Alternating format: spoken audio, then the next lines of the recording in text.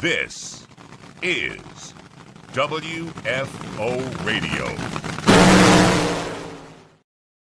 And good morning, everybody. Good afternoon. Yeah. No music. No music because today. we're trying to keep off the radar with the feds. Yeah, listen, man, that's a whole wacky thing too. I don't understand music. what's going on.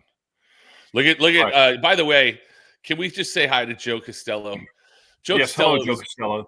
He has been in Brainerd for like a month now, and Joe, I can tell you have absolutely nothing to do.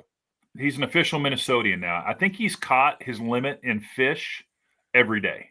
I hope he's put them up there, or save some, get us some perch for lunch. I want to see a big picture of Joe with the big stringer of fish, like super old school. Oh my God! Just perch and walleye. How great was like a stringer of fish that you'd have behind your boat just a little bit? Yeah, just trailing it before live wells and all that good stuff.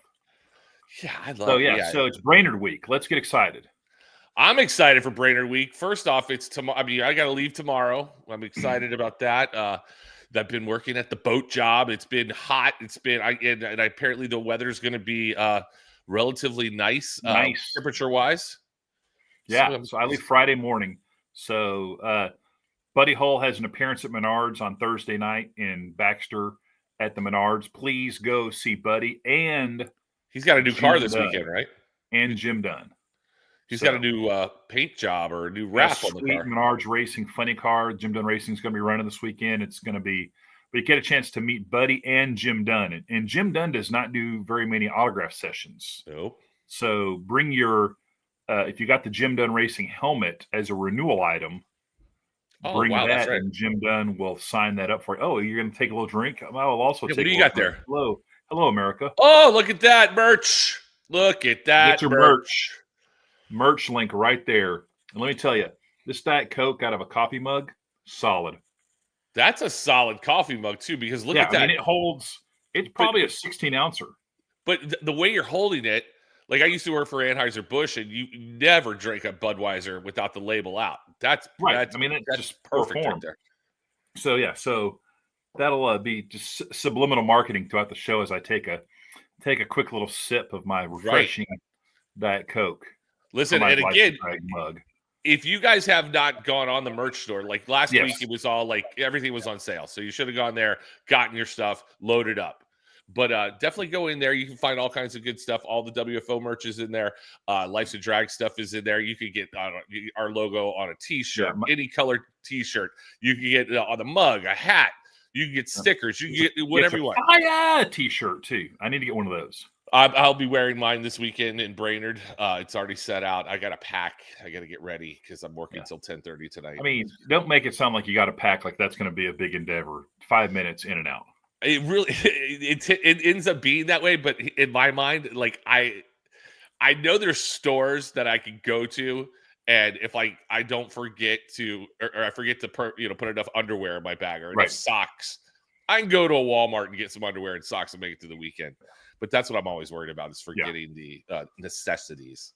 Now, have you ever attempted to use the space bag? The one where you shove everything and shrink it. I have tried to use that one. Not good for me.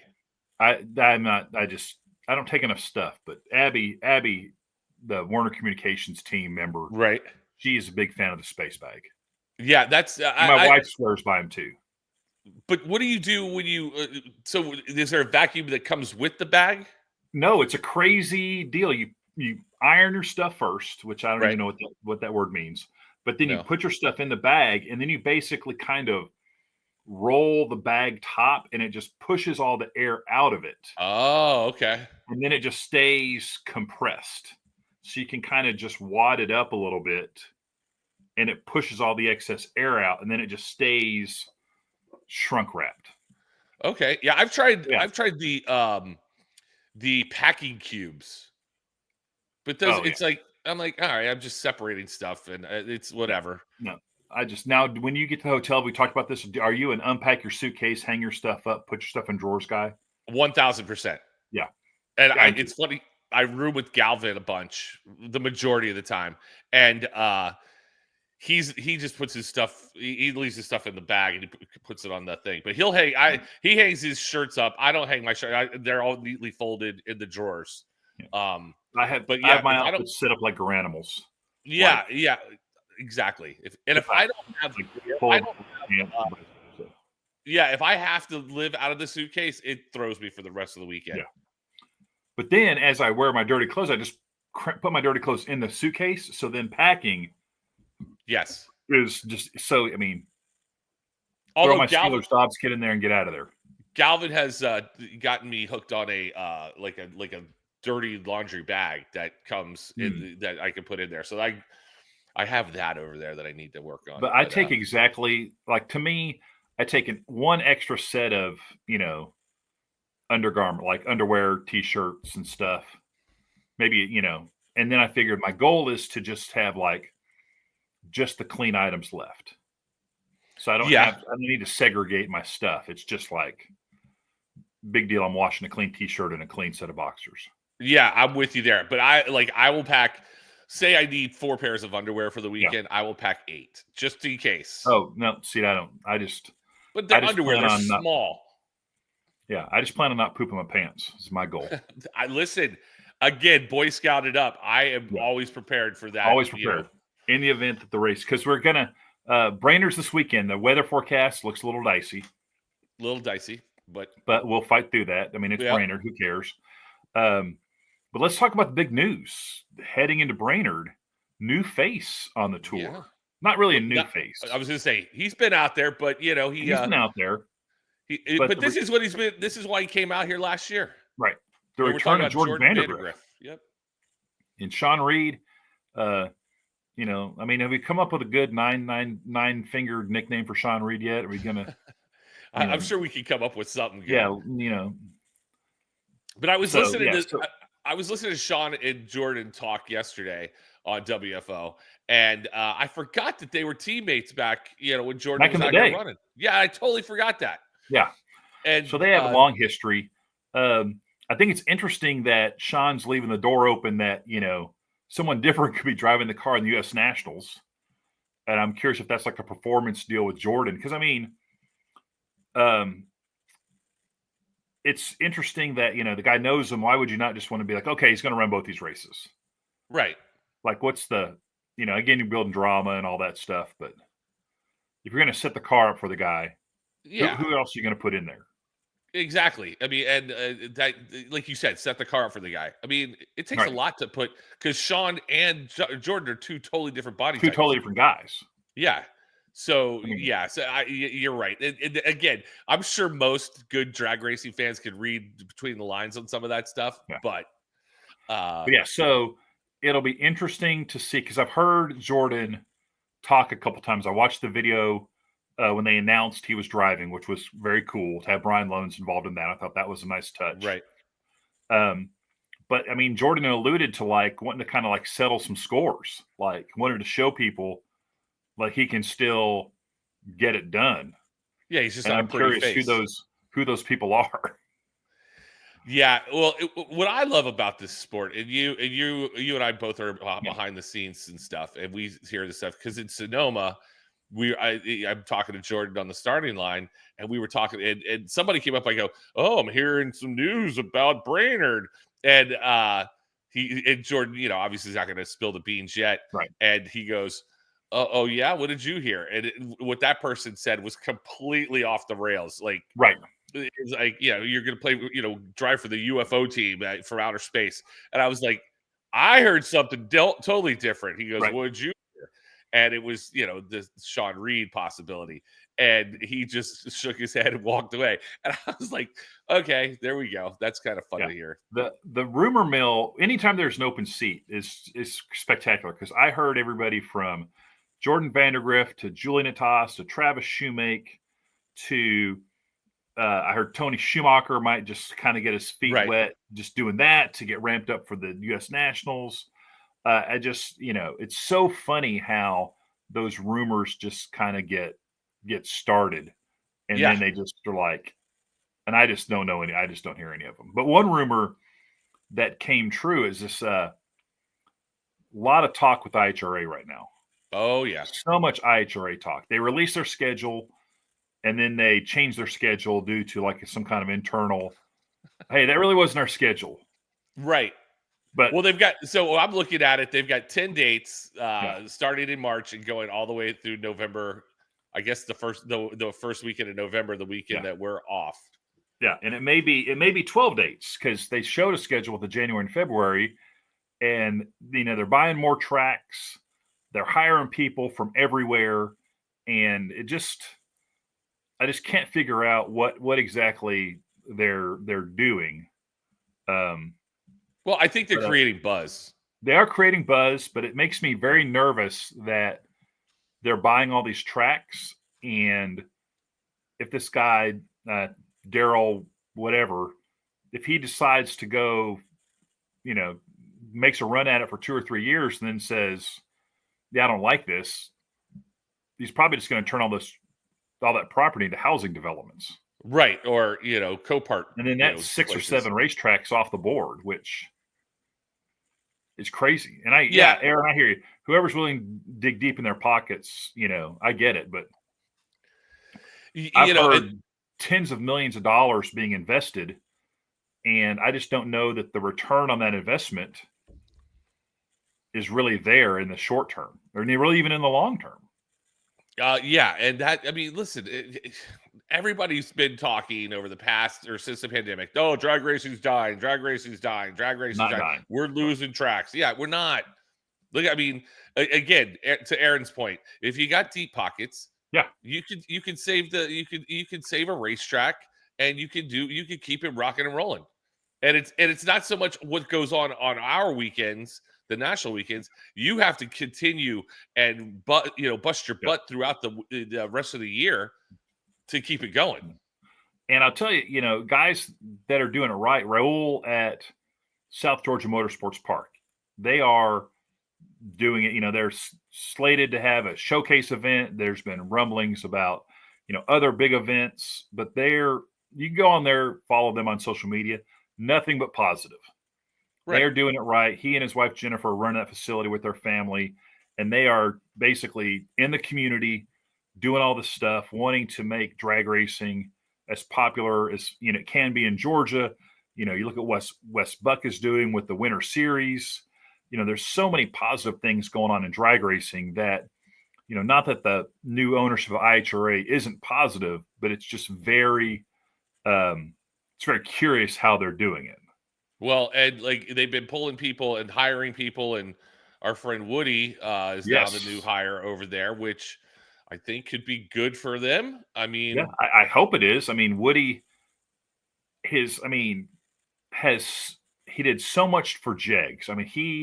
He helped build the Jegs brand, right, as a thing. As you see black and yellow, that's Jegs.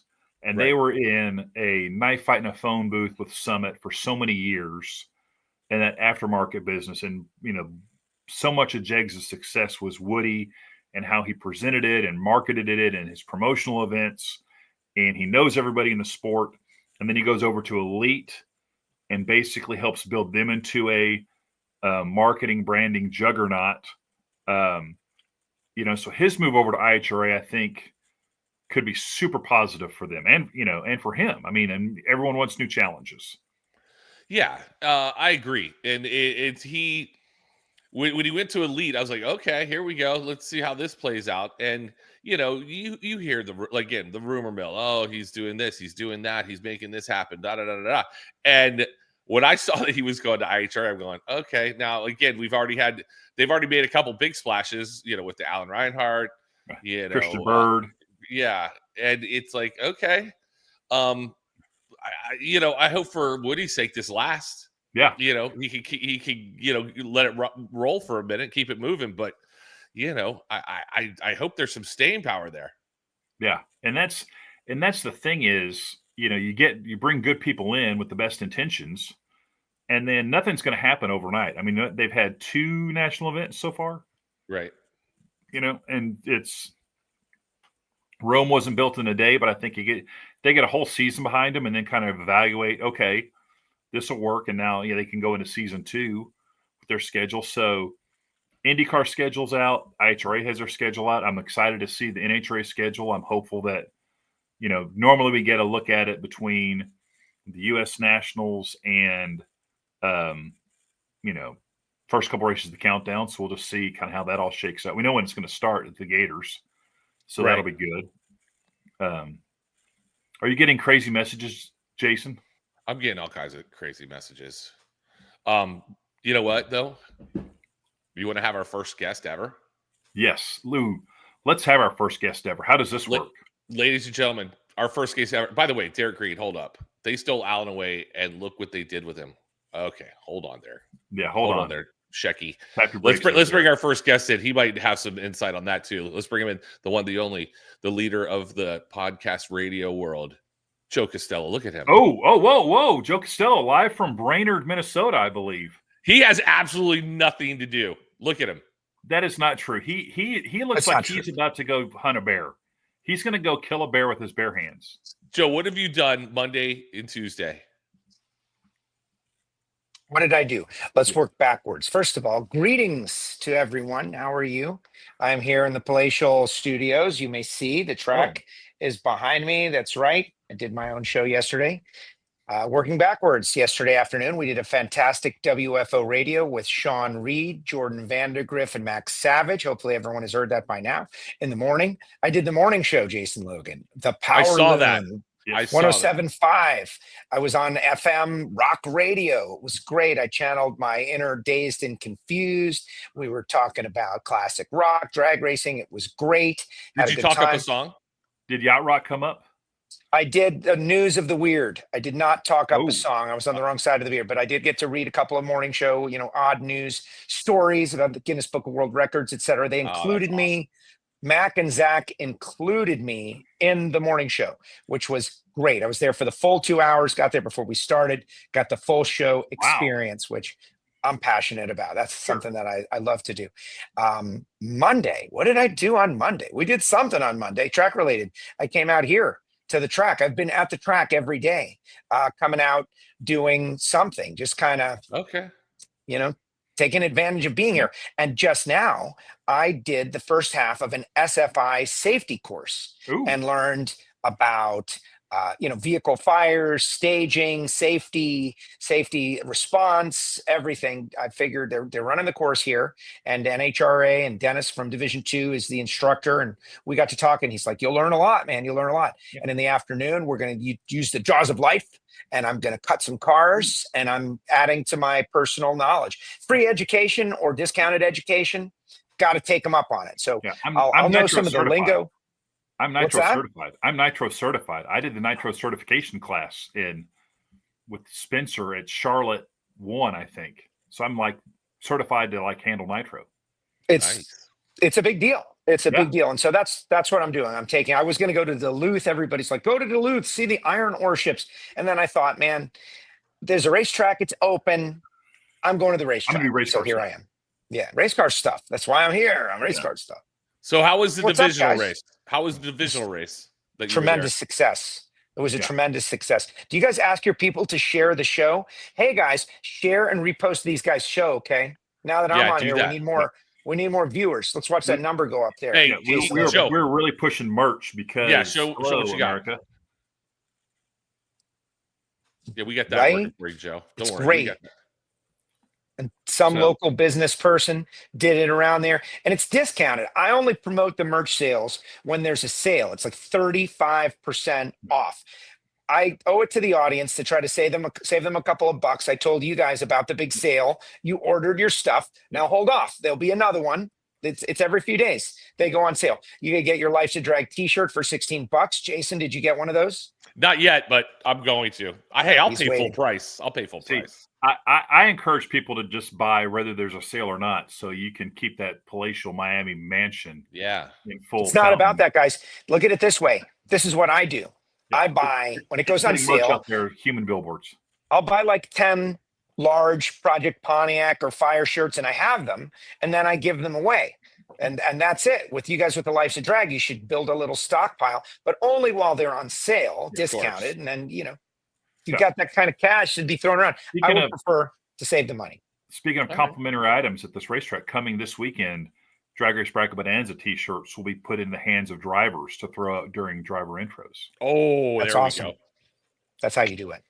Yeah, Monica does a great job with the WFO merch. Of course. But to answer your question really quickly, double divisional race this past weekend. So it was great. There was 480 cars. And they say it was the biggest Lucas Oil event in the history of this facility, which I think is historic, but also on the uptrend. Yep, for sure. They're putting money into it. They're investing. Is it Sarah? I think so. Okay. I think it's for sure Christy. It's for sure Christy. You. And then I think the Sarah Walker edition is leveling it up. And by the way, we were talking about women in drag racing. Look at those two. Yeah. She owns the track. She's bringing Sarah Walker to help run the track. Well, Sarah's not around, so we can do big complimentary stuff with Sarah, right? She has done a lot, looping in the community, and Christy is the idea, the figurehead. She signs the checks, but Sarah is implementing all these ideas. They did a contest. It's on the BIR website, guys.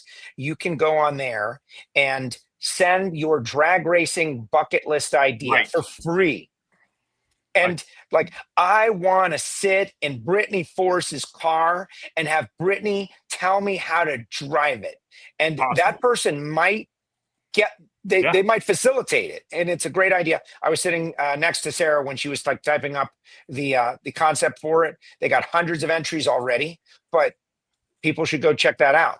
I hope somebody wants to DJ second round on Friday night or something. That would be cool. Anybody want to write a Spencer Hyde post-race release? Hit me up. Would love to play the music for Galvin's Winner Circle interviews on the track. Oh, perfect. Yes. So great.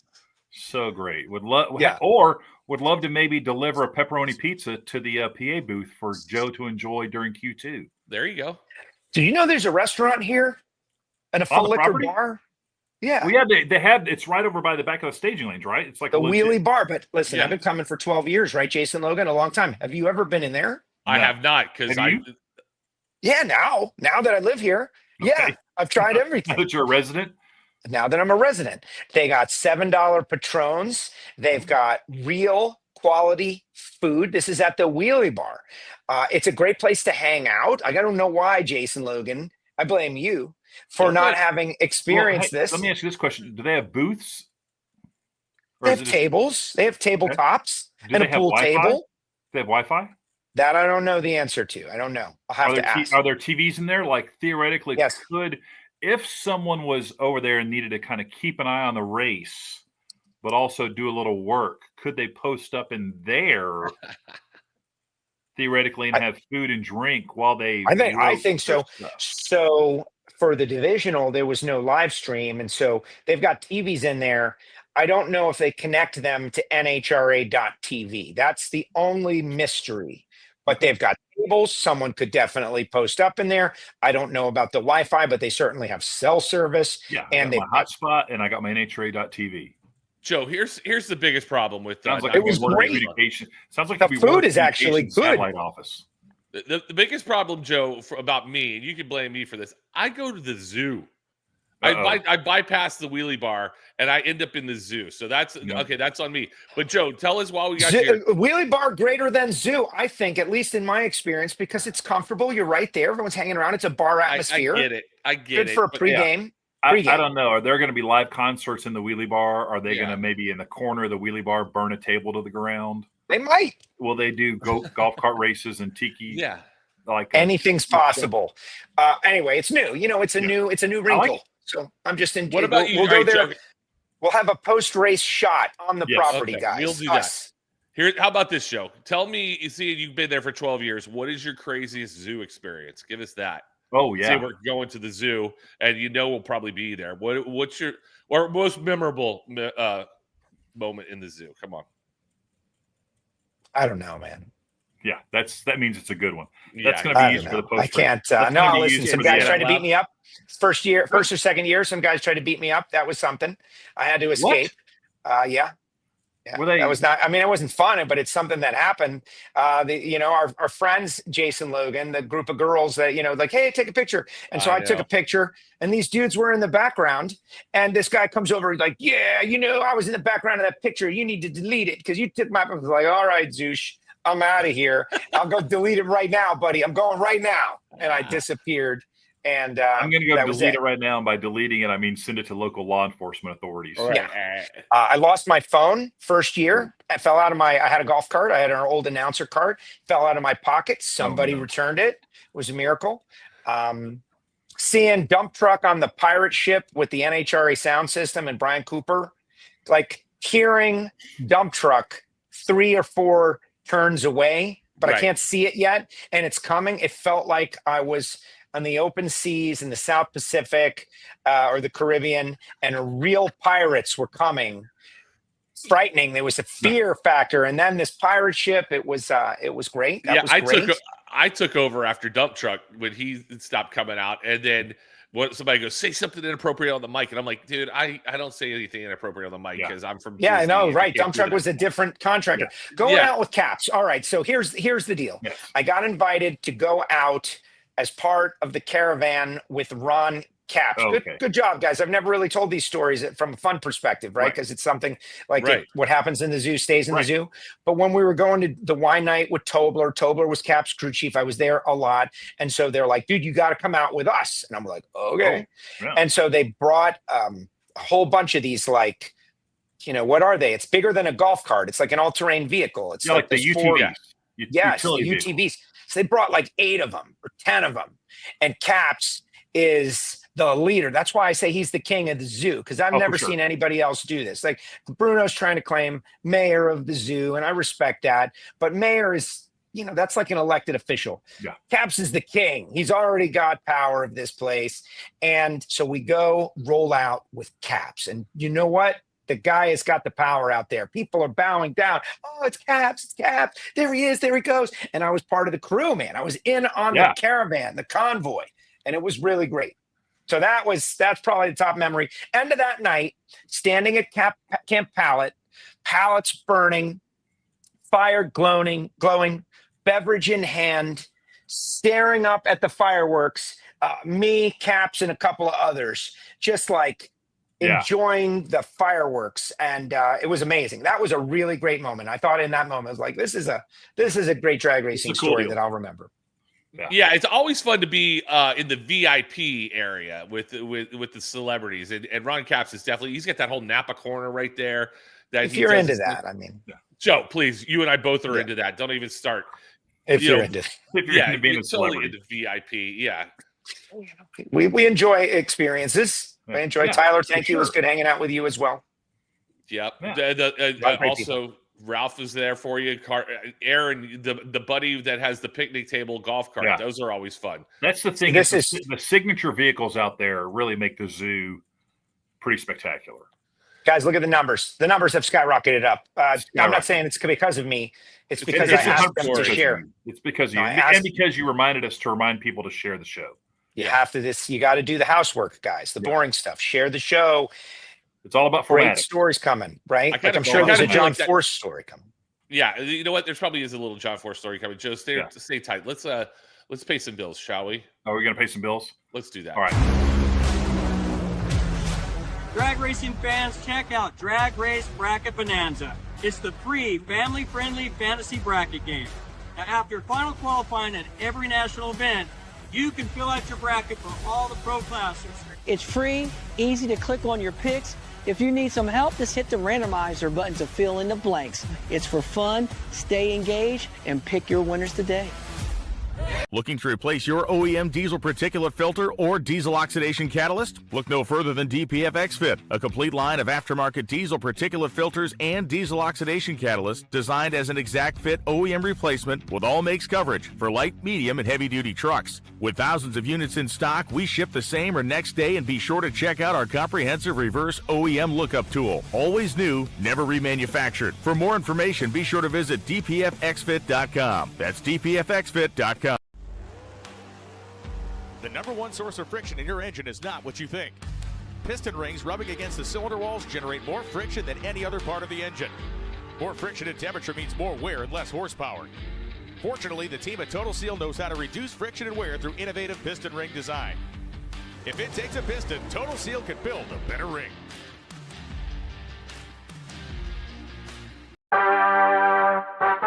Redline oil, formulated to win, proven by me.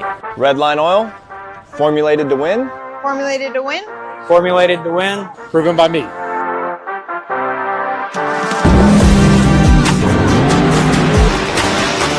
Formulated to win, proven by me. Proven by me. Proven by me. Redline oil, formulated to win, proven by me.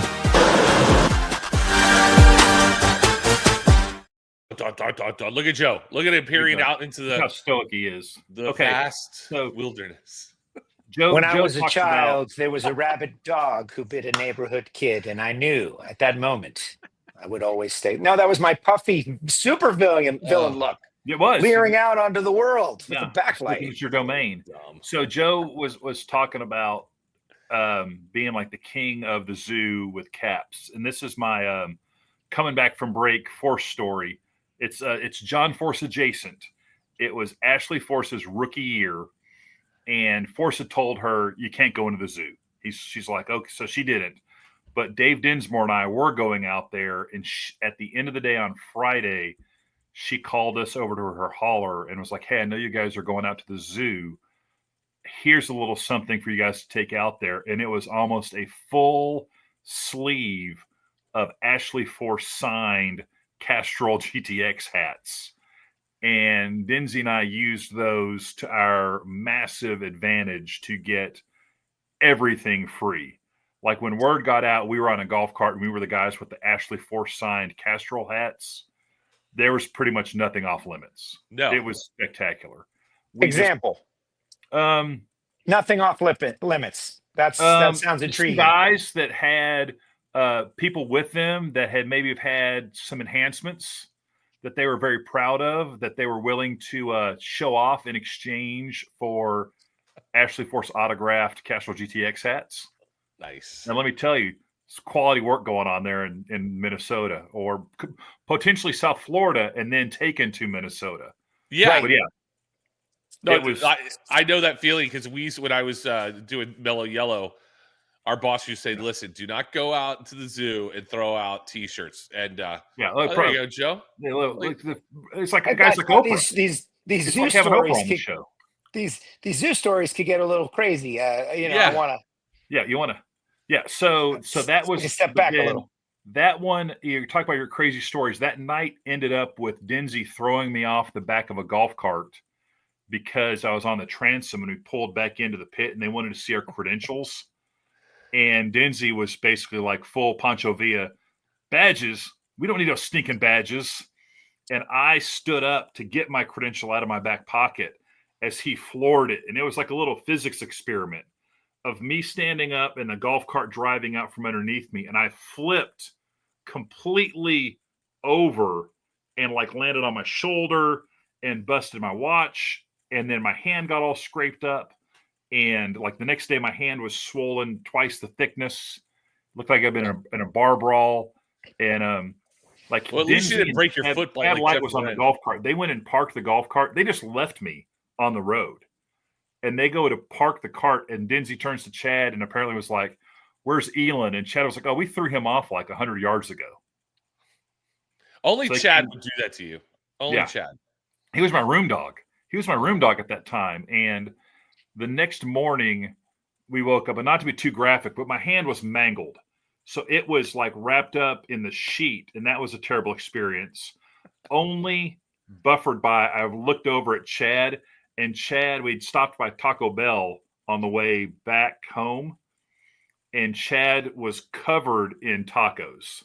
Like he had started eating a taco with other tacos on his body and then decided maybe it was night time and just went to sleep and just woke up covered in Taco Bell tacos.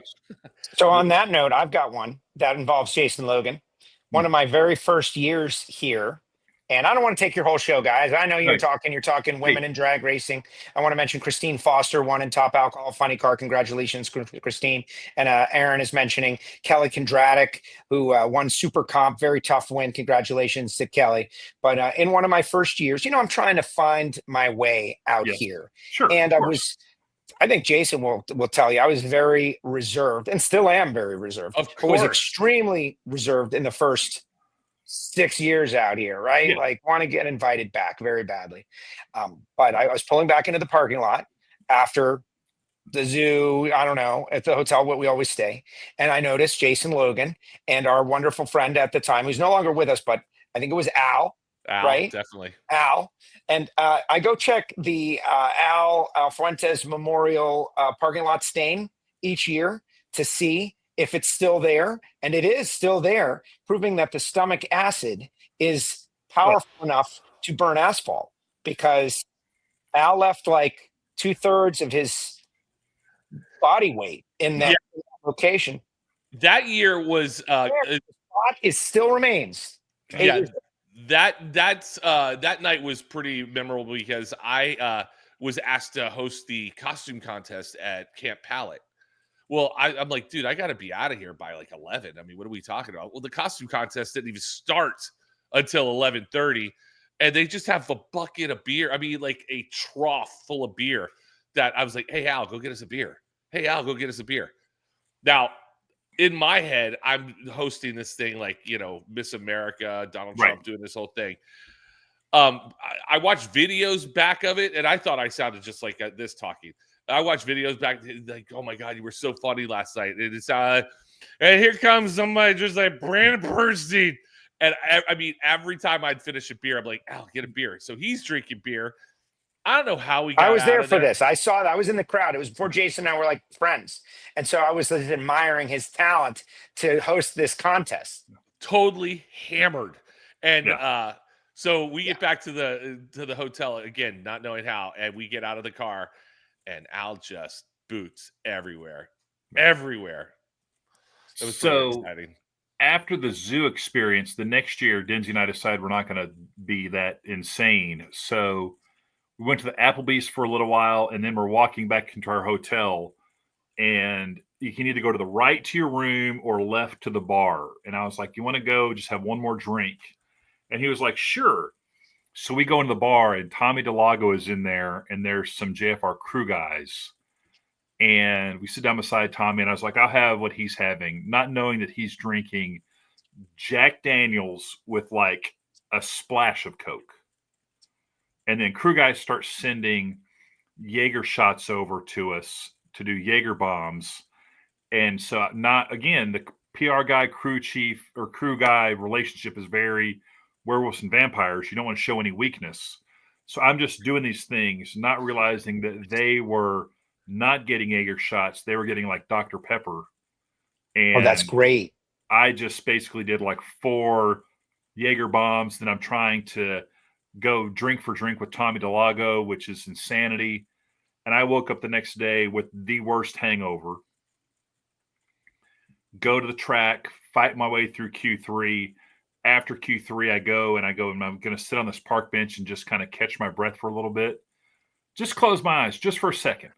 Just going to take a little moment of reflection for myself.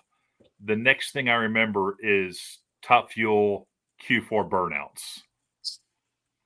And there had been a significant Sportsman oil down. There was like 3.5 hours between sessions. And the whole time I was on this bench, full Castrol GTX uniform shirt, just taking a little nappy nap, just powering up. There's a photo out there. There's a photo somewhere. Please submit your photographs. Yeah. Oh, for listen, sure. Matt and Angie How I Smith, didn't wake up with like a Sharpie mustache or cat whiskers is a tribute to the class of the Brainerd fan. Matt and Angie Smith probably have the most pictures of me sleeping in a Honda side by side, because they would come up and I'd always be like sleeping in between, like, as soon as the first round was over, I'd like take a nap in this thing with my helmet on. And I treated each race weekend as spring break for me. And I never got more like lit up than I have in Brainerd. I don't know how I survived the zoo. is crazy. Well, it's a great atmosphere. Should be one of the bucket list tracks. This area is beautiful. I've been driving around. I've been checking out the lakes and everything. I was going to go to Duluth today, but I got the opportunity to do the SFI course, and so I took the education over the sightseeing. But the last race before it really gets intense, guys. The Cornwall Tools U.S. Nationals are coming up, and then the playoffs. I don't want to say there's no partying at those races, but it's much this more is a race where the lighthearted stuff can happen. Yeah, this is the last relaxing event. As much as you can relax or kind of kick your boots off a little bit. But yeah, because once it's after this, it's testing before Indy, and then it's Indy, right? And then you got new drivers coming back. You got Tony Schumacher coming back for the U.S. Nationals. There's going to be so many drivers in every class, from TJ Zizzo to Chris King. It's just going to be bonkers. Plus new tower at Indy. I've heard nothing but great things about that. And so Brainerd this weekend, we may have to dodge a little bit of weather, but that also kind of makes. Don't even say that, man. It rains every night here. It's like Florida. It's just part of it. It'll be fine. It'll be fine. Hey, shout out to Wes, who's out there in the audience. Yes, I haven't shout out talked to to Wes. that guy in a long time, face to face. So, all kinds of good stuff happening in Bradenton. I know he's connected to that. Yeah. So is Elin. Bradenton's going to be huge. Also, going to have tons of content coming out with that. Flow Racing's going to be super involved. And one of the things we were going to talk to, Joe, and this is, I do not want to throw you under the bus, but all the news is coming down about all the TV deals lately. Fox and IndyCar, ESPN and NFL, Paramount and CBS with UFC. All these things make me really excited about the TV future for our sport, because we have so many opportunities for that. I think it's going to be, hopefully we could hear something about that in our schedule and all that good stuff. Yeah, Joe, what do you know? Tell us everything. What do you know, Joe? I don't know anything. You're on the inside. So being here, as you can imagine, and this will be because I want to give you guys, I don't want to take every minute of your show. I want to be out of here, right? And I want to go get some food. But this is what everyone is talking about. Everyone here, that is a devoted follower of the sport, people who work in and around the divisional and regional events, people who work around the track. That is all they want to talk about. The future of drag racing, what's going to happen, what's happening, what are the right moves, what are the wrong moves, and where is this thing going to end up, and what will enable it to grow. Mike Bryson from Auto Week just posted a new story about Ida Zetterstrom. It's a great story. He called me for a couple of quotes, which was interesting because that has never happened, that Mike has called me. I'd never really spoken with him. And he's like, but Joe, man, I love this. This is my favorite motorsport of all the stuff that I'm covering lately. But I don't understand how Tony Schumacher could not have a sponsor, or Ida could not have a sponsor. And I was like, Snake sat out a year in the 80s because he didn't have a sponsor. It's part of drag racing a little bit. We're small, but we're mighty. People expect us to be bigger than maybe we are. Maybe this is our chance to get bigger, but this is the time right now. This is the moment for a big step forward with the sport, when we're a live sport. Yeah. There are only so many of these, and NASCAR is worth what they're worth, and Formula One's worth what they're worth, and IndyCar's worth what they're worth. And we know all those numbers now. So what percentage of IndyCar is NHRA? What percentage of Xfinity is NHRA? Clearly a healthy percentage. Right. The ratings right now dictate it. So it's all about the people who are making the deals, their vision, how creative can they be? I love Elin. You know this, Jason. You were at the thing with me as well. They brought in expertise, people whose job it is to navigate this universe. What's right? I don't know. Like me, I kind of think a streamer. I know the old time fans hate that idea, but those streaming people, they're captive audience. Yeah. They're paying for content and they don't have enough to watch. They might flip on NHRA. That's how Drive to Survive became popular. Those people were stuck on Netflix. They had nothing to watch. The pandemic happened. They're stuck at home. They said, let's try this. And they loved it. I think, but again, I'll leave it to the experts. We'll see what they say. And my last deal on this is I get a lot of feedback about people aren't hearing anything. Well, I'm not hearing anything. I'm not hearing it. And I go, that's a good thing. That means things like legit big things are happening. When you don't hear anything, I take that as a good sign. It's when you start hearing whispers and rumors and people are trying to soften the ground or manage expectations. I think the fact that there's nothing being said is a good thing, because that means I think there's a big deal out there. Let's take it from the World War II propaganda machine. Right. Loose lips sink ships, guys. If you don't hear anything, that's good news. And on that note, I'm out, guys. Remember, Apple Podcasts, Spotify, SoundCloud, write a review for these guys. Go buy a Life's a Drag shirt. I think it's coming along great, guys. I think you guys are doing great. Thanks, it's a lot of fun. All right. And I'm going to go eat at the Wheelie Bar. All right, good. We'll expect a 5-star review later. Yeah, but don't eat there too much, because then they'll be like, oh, I ate there like 3 times. I ate there. I can't go back. Okay. Yeah, right.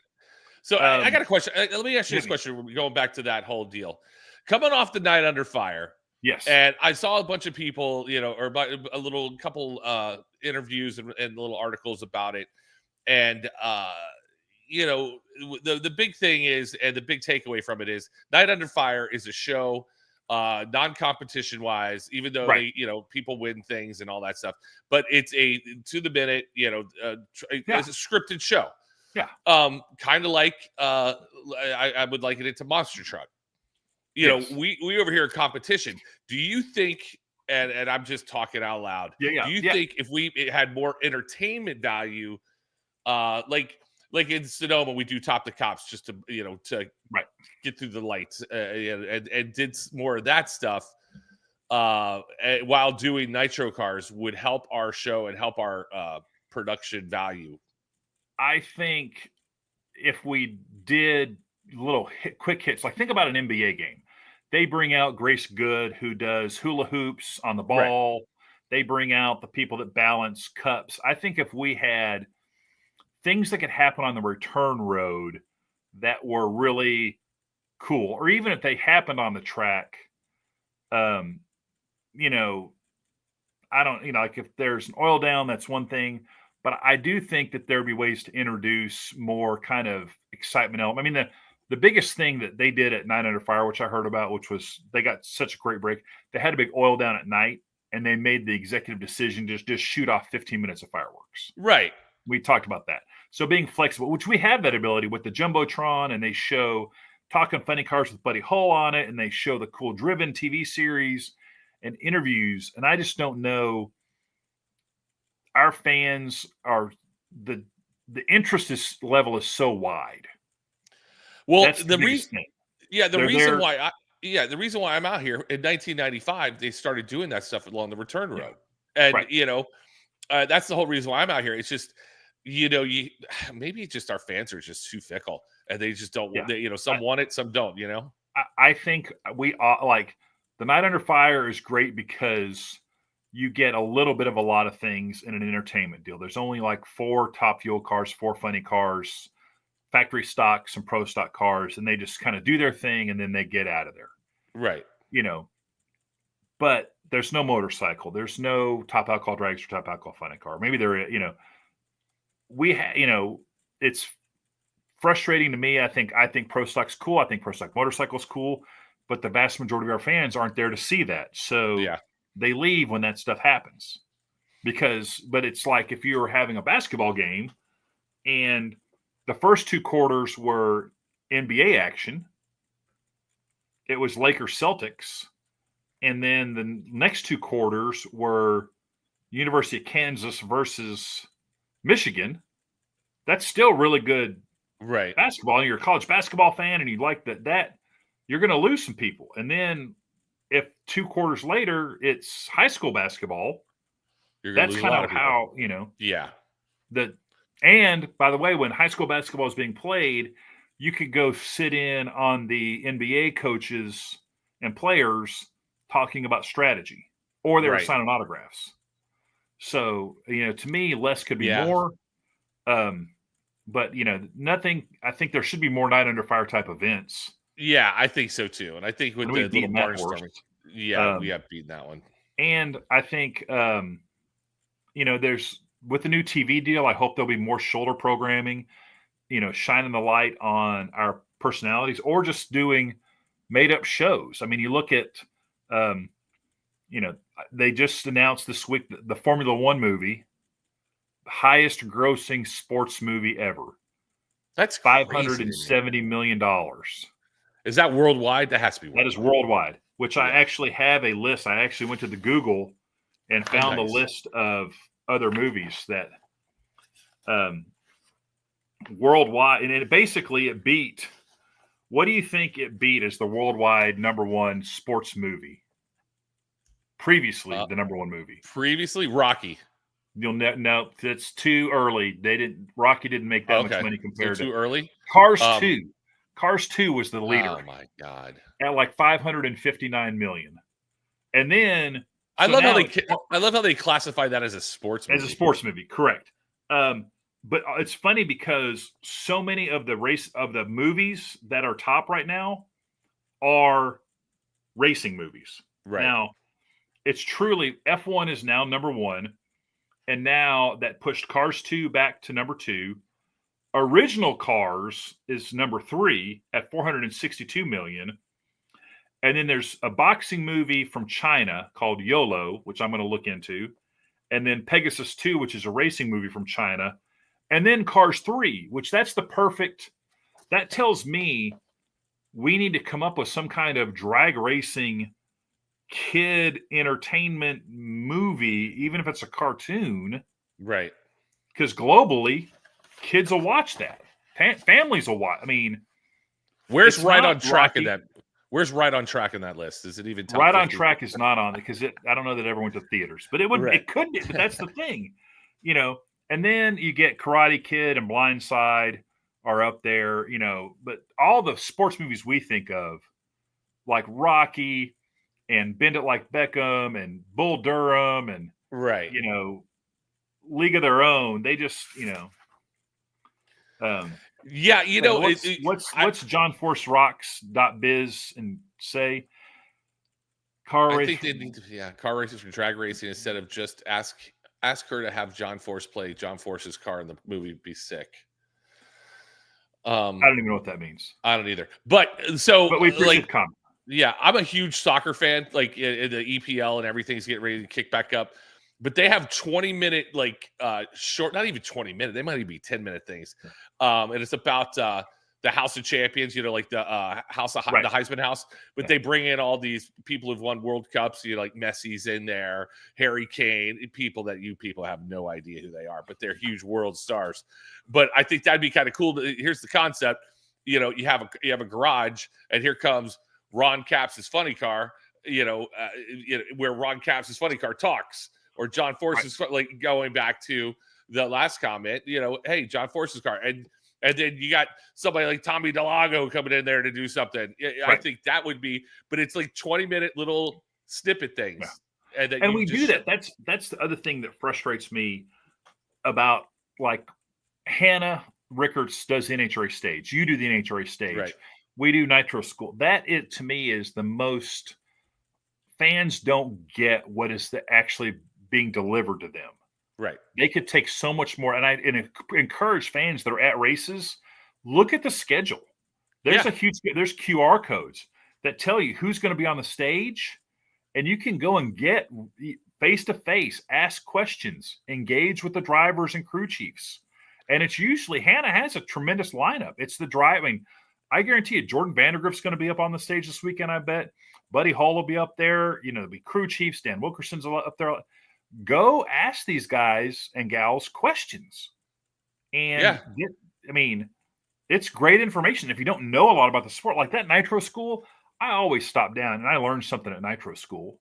And I don't, Well, even the Drag Race Insider podcast, they do that out there. And, and they've always, they seem to, the past couple races, it's always Brian and Tony, but then Courtney gets on there and they talk about. They bring Courtney, they bring Phil Burgess in, they bring Freiberger in. They bring everybody who's anybody in the sport in there, and then they're talking to drivers as well. And it's a good 30, 45 minutes of just information download. And if you're there at the track, they're not warming up cars at that point in time. You don't need to go look at people, grinding down clutches. Just go over to the main stage and figure stuff out. But it should be a good weekend this weekend. Yeah, and this whole TV deal, like you say, it'll be very, very interesting to see how this plays out, not just from a money standpoint, but like you said, the shoulder programming, grow and this thing even more. And I, to Joe's point, to streaming. Yeah, I am completely susceptible to, if you like this, you'll also like this. Right. And that's prevalent there, that if someone's watching Need for Speed or Full Swing or Hard Knocks, and we have a drag racing show on there, it'll get suggested. It'll get an opportunity to get out there. Yeah. What's Derek saying? When will SOS start announcing the deals? Oh, Stampede of Speed, the deets. Oh, Stampede of Speed. First of all, I'm going to give everybody a heads up. We're about to announce this. It's the 40th anniversary of the Texas Fall National, so there'll be tons of 40th anniversary promotions, including like a $40 meal package for families, entree, chips, drink for $40. We have special ticket promotions. The concert lineup is already out on StampedeOfSpeed.com. We have our own Stampede of Speed funny car that Buddy Hull but it's going to be all over Dallas starting next week doing appearances. Champions Dinner, Fan Fest on Thursday night in Rail Yard Park again with all the drivers, including the Jegs All-Stars. So there's StampedeOfSpeed.com, Derek, is the place to get all your info. But it's going to be a banger. We've been on calls every week with NHRA. The Wienermobile will be at the Stampede of Speed. Exactly. So it's going to be big. So anytime the Wienermobile and the Goodyear blimp show up, it's a big deal. That's a big time event. We've got some cool celebratory events for like drivers who do the custom cowboy hats. There's some surprises around that. We've announced our legends. John Force will be a legend this year. So it's going to be a wild time. This is Oliver, the African Watusi swan song. He is officially retiring, but we'll have an announcement about his replacement. Yeah. Question about that. Come to see Oliver, the African Watusi. Why did you choose an African Watusi as opposed to a Texas Longhorn? Because he's even bigger, because everything's bigger in Texas. He's even bigger than a Texas Longhorn. Makes sense. So Jegs is involved this year. Oh, Jegs Friday Night Live. Wear your black and yellow on Friday night. We'll have the big money running. We'll have the Battle of the Saddle. All kinds of cool promotions going on with Jegs for Friday night. And if you're a Jegs person, be sure to be following all the Jegs social media because they're running a lot of special promotions for their Jegs people. So become a Jegs person and get special ticket offers like that. Nice. Joe just sent me something. Let's see what happens here. If I can. We're going to try to drag race. I know they did a big Indy 500 deal with the Wienermobile and stuff, but we're going to try to drag race the Wienermobile against the Texas Motorplex tricked out Cadillac Eldorado that we have. That's one of my favorite things, like in Charlotte when they race the Camping World RVs out there. Yeah. Anytime they can do stuff like that, I love it. Yeah. Let's race some Skag lawnmowers. Those are fun. Race dump trucks. Also, going back to things we've discussed on the track, and we're going to get out of here in a second, but we've got a specialty trophy this weekend. Yeah, the battle for the battle for the axe. The battle for the axe on Friday. So it's a special guitar. Yep. So you got that, but then also Brainerd does like Paul Bunyan hats, I think, for the winners. Oh yeah, that's right. Yep. They've got they introduced those a couple years ago. So everyone's tricking their stuff up, which I love. Yeah, but I'm looking forward to see the American Rebel Light battle for the axe. Let's hope some of these guys don't. Who was the guy? Who was it? Kurt Busch that smashed his guitar at that race that everybody lost their mind over? Yep. It took him like 10 whacks to break it up too. This is really embarrassing. Well, that's Kurt Busch. He's not a strong fella. Yeah. Oh, speaking of celebrations, I don't want to get too crazy, but how about the NASCAR guy that fell off of his car? Let's end on that. Oh my God. I feel so bad for him, but that's also. I saw that. And I'm going, so wild.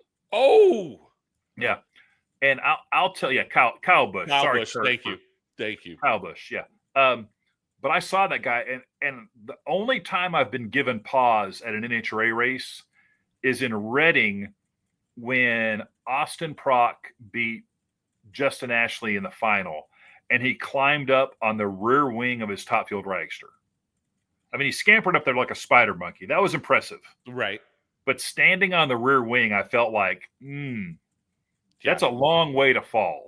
Yeah, what is that, like 10 feet probably, if not more? Yeah, I mean, it's a ways. Yeah. But that's the only time I've really been super nervous about something like that is like, guys get out of their funny car and stand on top of their funny car and stuff. That's, on the back deck and all that stuff. But yeah, but the guy falling off the car. Did you think he passed out? I don't know, man. No, I think when you see him going up, his left foot kind of slips already. Yeah. And so it was just his foot just slid inside the car coming down. And then it just, unfortunately, like a pendulum, just slammed him into the ground. I mean, he's lucky he only broke his collarbone. Right. Because that fall looked bad. I was like, oh. It looked bad. I mean, it knocked him out. I mean, what a buzzkill for your winter circle. I mean, golly. I hate to laugh at that kid, but man, good for him for winning, but man. Good for him for winning, but let's have a plan. Yeah, because now what's going to happen is they're going to have, the man's going to come in there and tell you, here's how you have to celebrate because we can't have this. Well, no more Carl Edwards backflips, no, all the fun. Yeah. What about the guys that climb the fence at, in India? Yeah, in IndyCar. Like that? Yeah, it's like those guys, when I see those guys climb, I'm like, you're going to fall off. I don't care how coordinated you are. You're going to fall. And you're pretty high. Like you said, that year in Seattle when Force jumped the fence and went up in the grandstands, there's a picture of him just splat on the ground after going over the fence. But he rallied and got up in the grandstands. But yeah, that's a dangerous, whenever I win my Top Fuel or Funny Car national event, I'm just going to get out. I'll have a little bit. I mean, Steve Torrance has the best bit with the pistols. Right. And things like that. And, smacking his supercharger or whatever. But yeah, I'll have something, but it's not going to involve. I'm just going to get out of the car. I'm just going to get out of the car and kiss the camera. Go, you're welcome, and move along. Yeah, you're going to get out, act like you've been there before, and just like been there before. That's how you have to do it. Act like you've been there before. Not me. I'm just going to just start kissing everybody. Just start just full on everybody from Paul at the top end all the way to Amanda. Just everyone's going to get smackers. That would be good. Any sponsors out there that want to get me in a Top Fuel or Funny Car, I'm here for you. There it is. Everybody's getting a kiss on the lips. All right, guys. Well, all right. Hopefully we see you guys in Brainerd because say hello to us in Brainerd. And thank you for guys for watching again. Share, the show, whatever you can. Like the show, share it. We appreciate it. We'll be back next Wednesday live, and we'll get back after it. Yes, sir. Thank you very much. We're going to end the show with no music because I don't want to get in trouble anymore. But thank you very much. Have a great weekend. We'll see you in Brainerd. All right. Later.